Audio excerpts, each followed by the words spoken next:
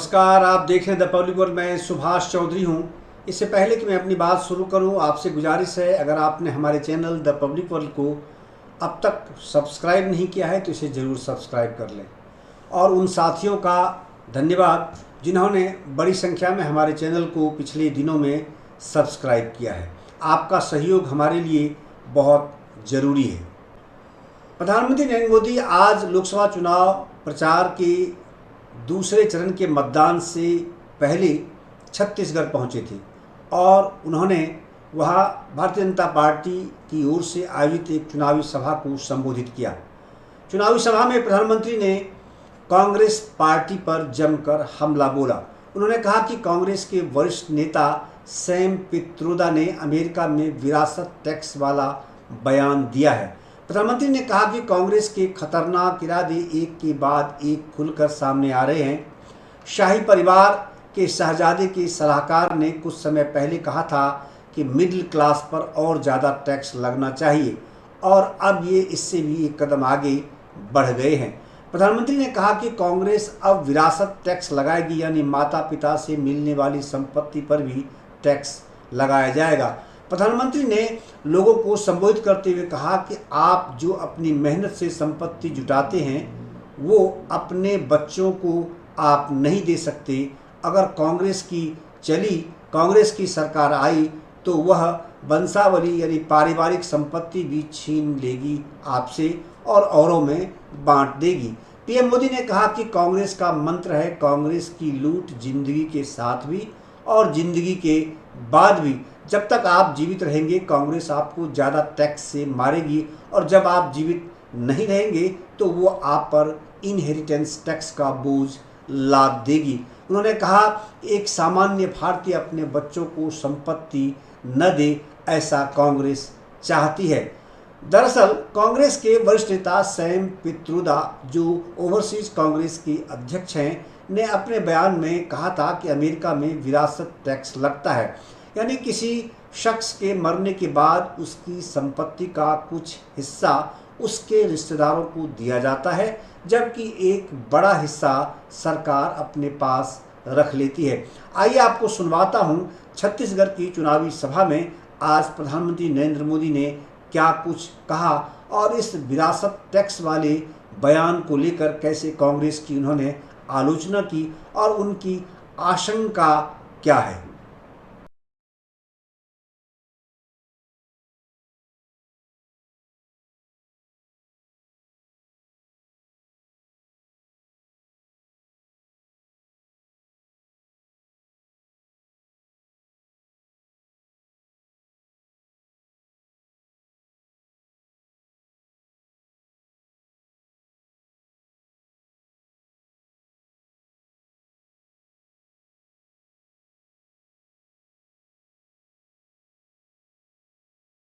मां महामाया माई की, मां महामाया माई की,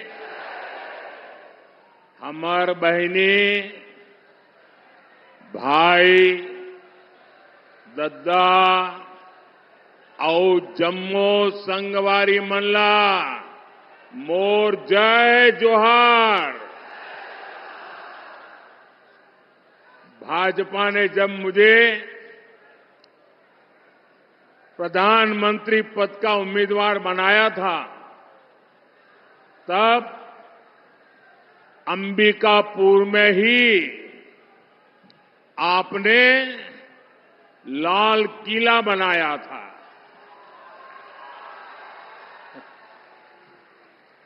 और जो कांग्रेस का इकोसिस्टम है, आए दिन मोदी पर हमला करने के लिए जगह ढूंढते रहते हैं। उस पूरी टोली ने उस समय मुझ पर बहुत हमला बोल दिया था कि ये लाल किला कैसे बनाया जा सकता है, अभी तो प्रधानमंत्री का चुनाव बाकी है और ये लाल किले का दृश्य बना करके वहां से सभा कर रहे, कैसा करते, यानी तूफान मचा दिया था। बात का बवंडर बना दिया था।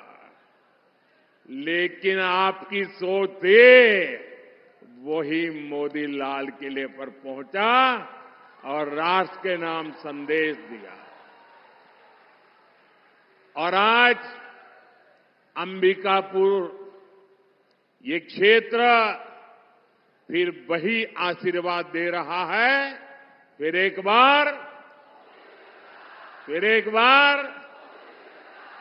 बार साथियों, कुछ महीने पहले मैंने आपसे छत्तीसगढ़ से कांग्रेस का भ्रष्टाचारी पंजा हटाने के लिए आशीर्वाद मांगा था। आपने मेरी बात का मान रखा और इस भ्रष्टाचारी पंजे को साफ कर दिया। और आज देखिए, आप सबके आशीर्वाद से सरगुजा की संतान, आदिवासी समाज की संतान आज छत्तीसगढ़ का मुख्यमंत्री के रूप में छत्तीसगढ़ के सपनों को साकार कर रहा है।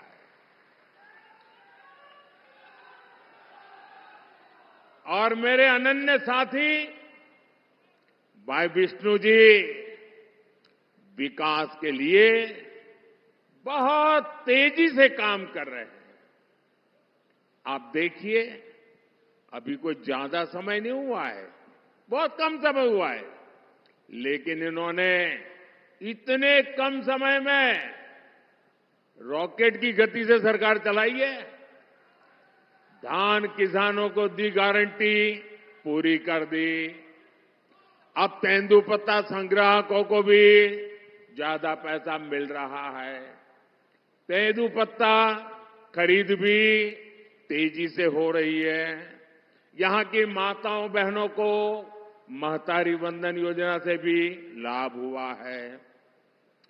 छत्तीसगढ़ में जिस तरह कांग्रेस के घोटालेबाजों पर एक्शन हो रहा है, ये पूरा देश देख रहा है।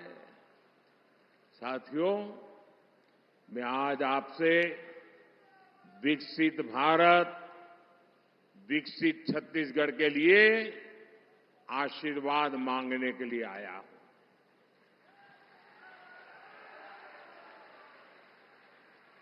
जब मैं विकसित भारत कहता हूं तो कांग्रेस वालों का और दुनिया में बैठी कुछ ताकतों का माथा गर्म हो जाता है। अगर भारत शक्तिशाली हो गया तो कुछ ताकतों का खेल ही बिगड़ जाएगा। आज अगर भारत आत्मनिर्भर बन गया तो कुछ ताकतों की दुकान बंद हो जाएगी।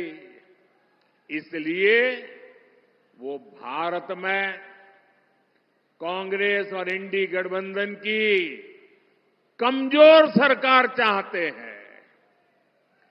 ऐसी कांग्रेस सरकार जो आपस में लड़ती रहे, जो घोटाले करती रहे। साथियों, कांग्रेस का इतिहास सत्ता के लालच में देश को तबाह करने का रहा है।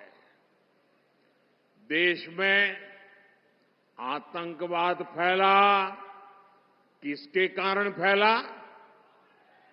किसके कारण फैला? किसके कारण फैला? किसके कारण फैला? देश में नक्सलवाद बढ़ा, किसके कारण बढ़ा? किसके कारण बढ़ा? साथियों, कांग्रेस का कुशासन और लापरवाही यही कारण है कि देश बर्बाद होता गया। आज भाजपा सरकार आतंकवाद और नक्सलवाद के विरुद्ध कड़ी कार्रवाई कर रही है। लेकिन कांग्रेस क्या कर रही है?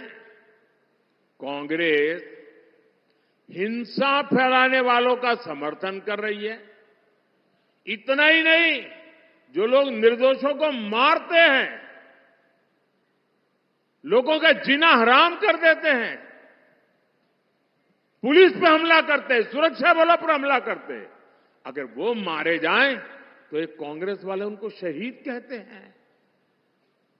जब आप ऐसे लोगों को शहीद कहते हो ना, तो इस देश के शहीदों का, वीरों का अपमान करते हो। इसी कांग्रेस की सबसे बड़ी नेता आतंकवादियों के मारे जाने पर आंसू बहाती है। ऐसी ही करतूतों के कारण कांग्रेस देश का भरोसा खो चुकी है। भाइयों और बहनों, आज जब मैं सरगुजा आया हूं तो कांग्रेस की मुस्लिम लीगी सोच को देश के सामने रखना चाहता हूं। और जब उनका मैनिफेस्टो आया, उसी दिन मैंने कह दिया था, आज नहीं कह रहा हूं, उसी दिन कहा था कि कांग्रेस का मैनिफेस्टो पर मुस्लिम लीग की छाप है।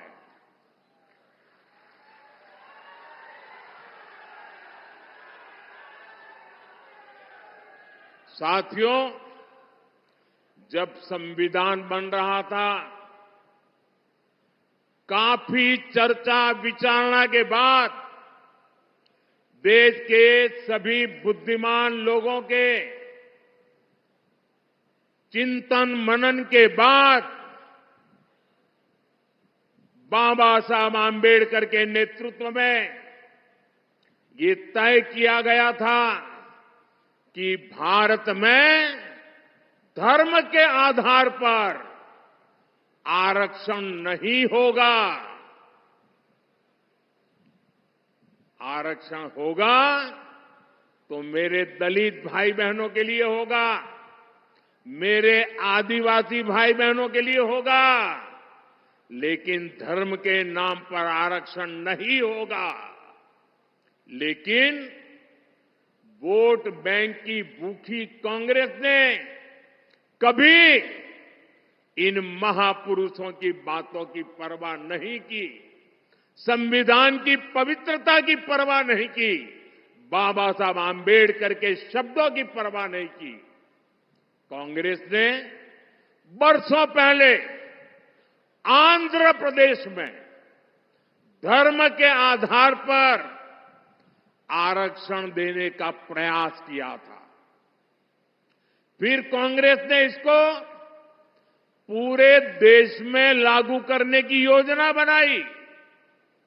इन लोगों ने धर्म के आधार पर 15% आरक्षण की बात कही और ये भी कहा कि एससी, एसटी, ओबीसी का जो कोटा है उसी में से कम करके, उसी में से चुरा करके ये धर्म के आधार पर कुछ लोगों को आरक्षण दिया जाए। 2009 के अपने घोषणा पत्र में कांग्रेस ने यही इरादा भी जताया। 2014 के कांग्रेस के घोषणा पत्र में भी इन्होंने साफ साफ कहा था कि वो इस मामले को कभी भी छोड़ेंगे नहीं। मतलब धर्म के आधार पर आरक्षण देंगे, अगर दलितों का, आदिवासियों का आरक्षण कट करना पड़े तो करेंगे। कई साल पहले कांग्रेस ने कर्नाटका में धर्म के आधार पर आरक्षण लागू भी कर दिया था।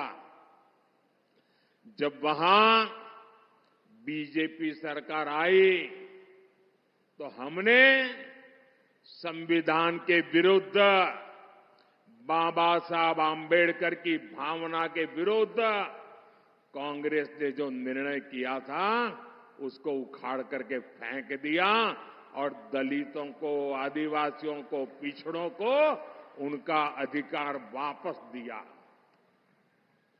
लेकिन कर्नाटक की कांग्रेस सरकार, उसने और एक पाप किया। मुस्लिम समुदाय में जितनी भी जातियां हैं सबको उन्होंने ओबीसी कोटा में डाल दिया और ओबीसी बना दिया।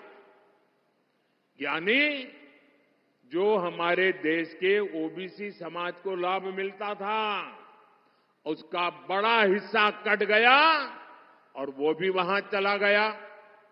यानी कांग्रेस ने सामाजिक न्याय का अपमान किया, सामाजिक न्याय की हत्या की।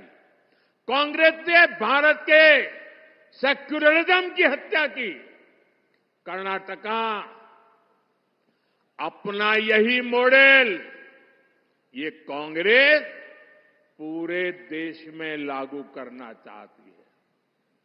कांग्रेस संविधान बदलकर एससी, एसटी, ओबीसी का हक अपने वोट बैंक को देना चाहती है। भाई और बहनों, ये सिर्फ आपके आरक्षण को ही लूटना नहीं चाहते, उनके तो और बहुत कारनामे हैं।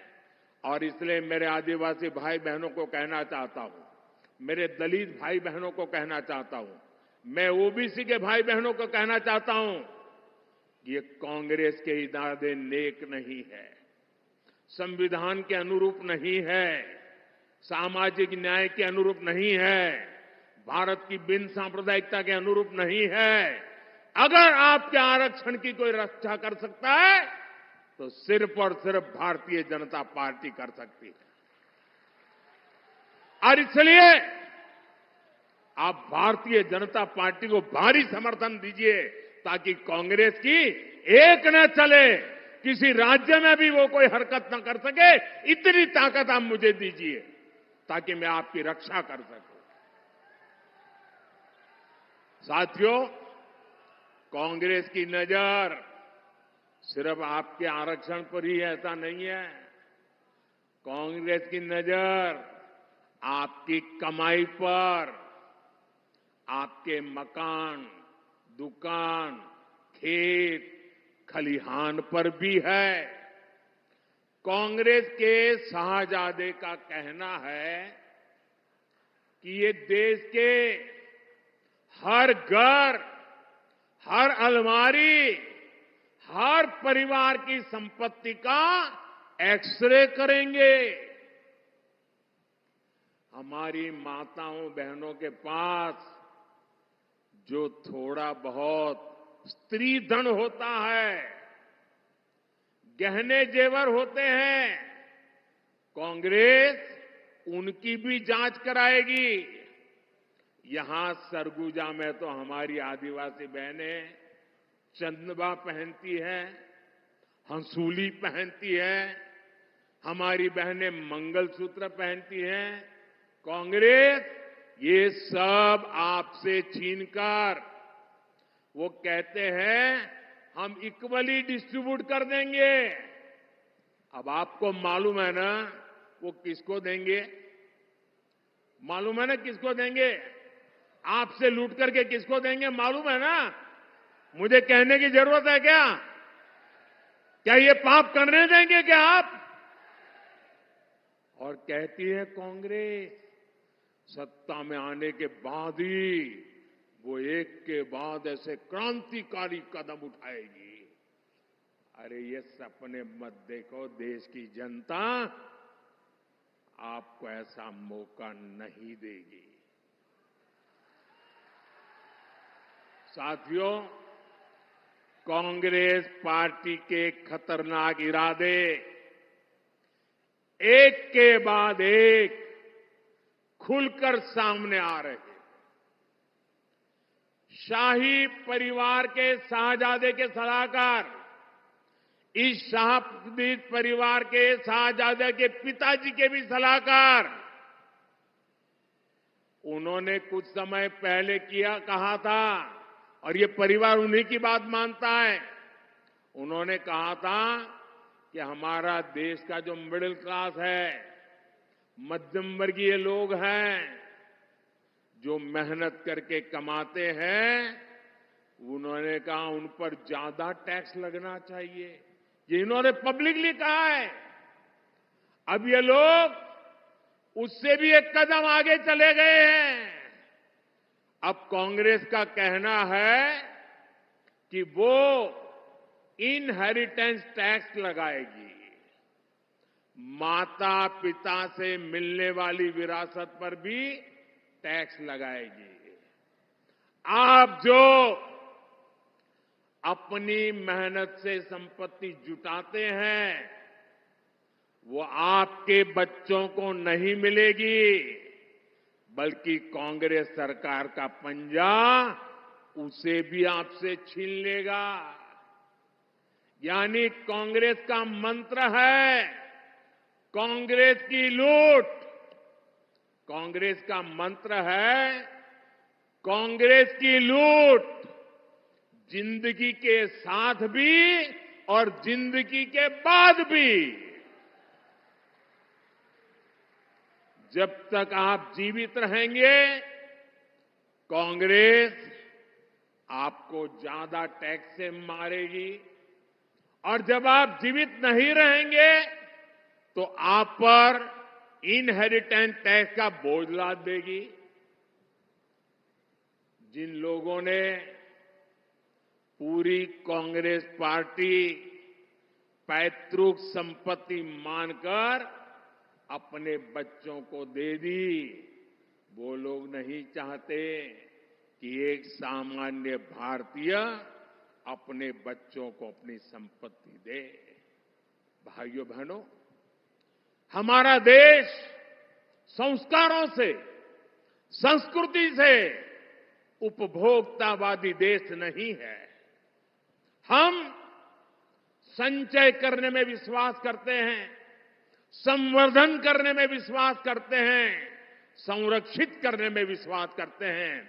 आज अगर हमारी प्रकृति बची है, पर्यावरण बचा है, तो हमारे इन संस्कारों के कारण बचा है।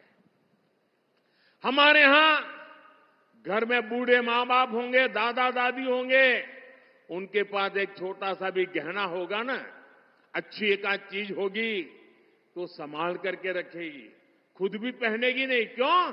वो सोचती है मेरी पोती की जब शादी होगी तो मैं उसको दूंगी, मेरी नाती की जब शादी होगी तो मैं इसको दूंगी।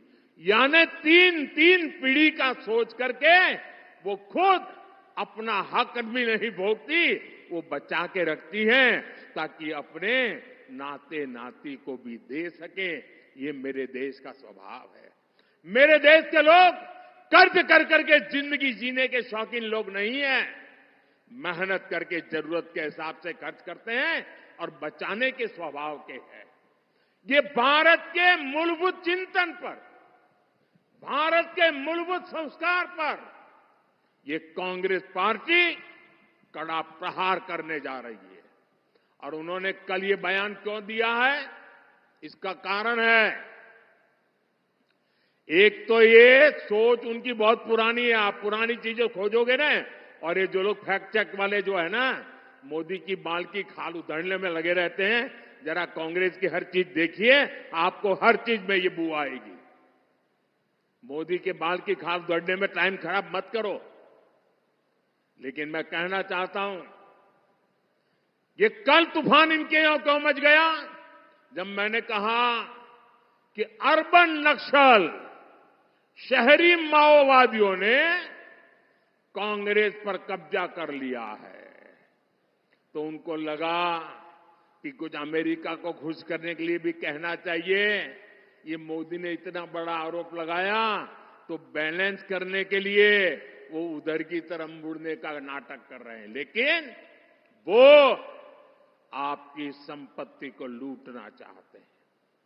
आपके संतानों का हक आज ही लूट लेना चाहते हैं। क्या आपको ये मंजूर है? ये आपको मंजूर है? जरा पूरी ताकत से बताइए, उनका कान पे सुनाई दे। ये मंजूर है? देश से चलने देगा? आपको लूटने देगा? आपके बच्चों की संपत्ति लूटने देगा? साथियों, जितने साल देश में कांग्रेस की सरकार रही, आपका हक का पैसा लूटा जाता रहा। लेकिन भाजपा सरकार आने के बाद अब आपके हक का पैसा आप लोगों पर खर्च हो रहा है। इस पैसे से छत्तीसगढ़ के करीब 13 लाख परिवारों को पक्के घर मिले। इसी पैसे से यहां लाखों परिवारों को मुफ्त राशन मिल रहा है। इसी पैसे से 5 लाख रुपए तक का मुफ्त इलाज मिल रहा है। मोदी ने ये भी गारंटी दी है कि 4 जून के बाद छत्तीसगढ़ के हर परिवार में जो बुजुर्ग माता पिता है, जिनकी आयु 70 साल हो गई है, अब उनको मैं कहना चाहता हूं, आज अगर आप बीमार होते हैं तो आपके बेटे को खर्च करना पड़ता है, आपकी बेटी को खर्च करना पड़ता है। अगर 70 साल की उम्र हो गई है और आप बेटे पर बोझ नहीं बनना चाहते, तो ये मोदी आपका बेटा है। आपका इलाज मोदी करेगा, आपके इलाज का खर्च मोदी करेगा। सरगुजा के ही करीब 1 लाख किसानों के बैंक खाते में किसान निधि के 225 करोड़ रुपए जमा हो चुके हैं और ये आगे भी होते रहेंगे। साथियों, यहां सरगुजा में करीब 400 बसाहट ऐसी हैं जहां पहाड़ी कोरवा परिवार रहते हैं। पंडो, माझी, मझवार जैसी अनेक अति पिछड़ी जनजातियां यहां रहती है। छत्तीसगढ़ और दूसरे राज्यों में भी रहती है। हमने पहली बार ऐसी सभी जनजातियों के लिए 24,000 करोड़ रुपए की पीएम जनमन योजना भी बनाई है। इस योजना के तहत पक्के घर, बिजली, पानी, शिक्षा, स्वास्थ्य, कौशल विकास ऐसी सुविधाएं पिछड़ी जनजातियों के गांव तक पहुंचेगी। साथियों, 10 वर्षों में भांति भांति की चुनौतियों के बावजूद यहां रेल, सड़क, अस्पताल, मोबाइल टावर ऐसे अनेक काम हुए हैं। यहां एयरपोर्ट की बरसों पुरानी मांग पूरी की गई है। आपने देखा है, अंबिकापुर से दिल्ली के ट्रेन चली तो कितनी सुविधा हुई है। साथियों, 10 साल में गरीब कल्याण, आदिवासी कल्याण के लिए हमने इतना कुछ किया। लेकिन ये तो सिर्फ ट्रेलर है, ट्रेलर। आने वाले 5 साल में बहुत कुछ करना है। सरगुजा तो स्वर्गजा यानी स्वर्ग की बेटी है। यहां प्राकृतिक सौंदर्य भी है, कला संस्कृति भी है, बड़े मंदिर भी है। हमें इस क्षेत्र को बहुत आगे लेकर जाना है और इसलिए आपको हर बूथ पर कमल खिलाना है। साथियों, 24 के इस चुनाव में आपका ये सेवक नरेंद्र मोदी को आपका आशीर्वाद चाहिए। मैं आपसे आशीर्वाद मांगने आया हूं। आपको केवल एक सांसद ही नहीं चुनना, बल्कि देश का उज्जवल भविष्य चुनना है। अपने आने वाली पीढ़ियों का भविष्य चुनना है। इसलिए राष्ट्र निर्माण का ये मौका बिल्कुल न गंवाएं। गर्मी हो,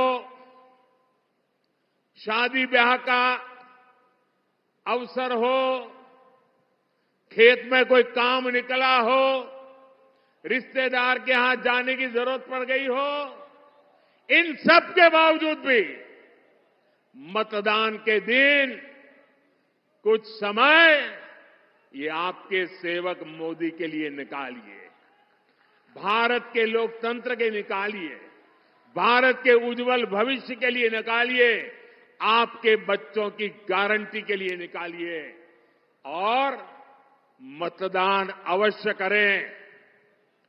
अपने बूथ में सारे रिकॉर्ड तोड़ने वाला मतदान हो, इसके लिए मैं आपसे प्रार्थना करता हूं और मेरा आग्रह है, पहले मतदान फिर जलपान। हर बूथ में मतदान का उत्सव होना चाहिए, लोकतंत्र का उत्सव होना चाहिए, गाजे बाजे के साथ लोकतंत्र जिंदाबाद करते करते मतदान करना चाहिए। और मैं आपको वादा करता हूं, भाइयों बहनों, मेरे लिए आपका एक एक वोट ये सिर्फ वोट नहीं है, मेरे लिए ईश्वर रूपी जनता जनार्दन का आशीर्वाद है। यह आशीर्वाद परमात्मा से कम नहीं है, यह आशीर्वाद ईश्वर से कम नहीं है। इसलिए भारतीय जनता पार्टी को दिया आपका एक एक वोट, कमल के फूल को दिया हुआ आपका एक एक वोट विकसित भारत बनाएगा और ये मोदी की गारंटी है। कमल के निशान पर आप बटन दबाएंगे, कमल के फूल पर आप वोट देंगे तो वो सीधा वोट मोदी के खाते में जाएगा, वो वोट सीधा मोदी को मिलेगा। भाइयों और बहनों, 7 मई को चिंतामणि महाराज जी को भारी मतों से जिताना है। मेरा एक और आग्रह है, आप घर घर जाइएगा और कहिएगा, मोदी जी ने जो हार कहा है, कहेंगे? मेरे साथ बोलिए, भारत माता की, भारत माता की, भारत माता की। बहुत बहुत धन्यवाद।